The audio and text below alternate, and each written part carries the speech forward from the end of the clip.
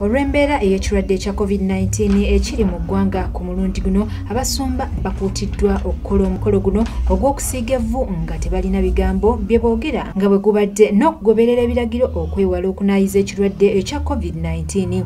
Okusinziira ku Pope Francis aliko obubaka bwe yaweerezza ng'emiramwa n'enjiri eri abantu kwe batambulira nga beeteekerateekera ekisiibo omuli okusiiba, okufulumya ebigambo ebirungi, obutanakuwala, okuba n'essuubi, obuteeraliikirira ko n'ebirala. Wano e Uganda, Ekereziya Katolika eya Lubaga okusaba okw'omutuntu kukulembeddwamu Reverend Anthony Musala era kubadde kwa kimpowooze nga n'abantu si bangi nga bwe gubeera okwewala ekirwadde ekya COVID-19.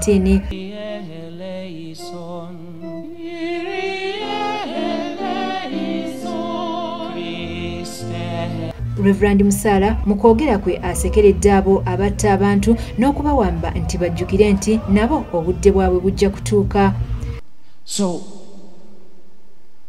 we need to be careful what we're doing.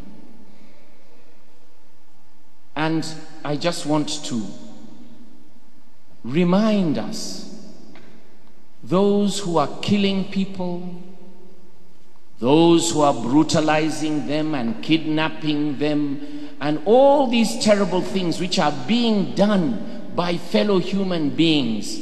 One day you will be dust. One day you will have to stand before the Lord and be judged. Ayongeddeko n'akuutira abantu obuteesoma mu byenkola okubeera abawanguzi obulungi. It is pride. Pride is the root and the mother of all the sins we commit.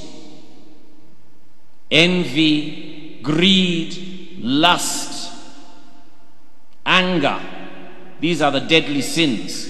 But the mother of all of these sins is pride. Now in Uganda we have many words for pride. Okwemanya, etumbi, okwegulumiza, okwewulira, okwewanika, okwagala okubeera kyessiri. Reverend Musala agamba nti ekintu ekyokwemanya si kirungi wadde n'akatono nti obulamu bwo oba obutadde mu matigga. Especially Catholics, if you ask them, ekyo ekibala Adamu ne Eva kye baalya kyali kiki? And most people, they will say sex. But it was not sex. It was pride. Wanting to be what you are not.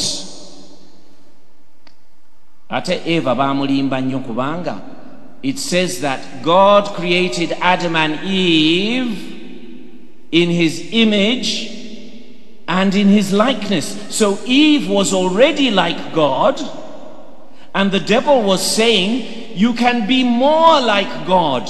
Pride.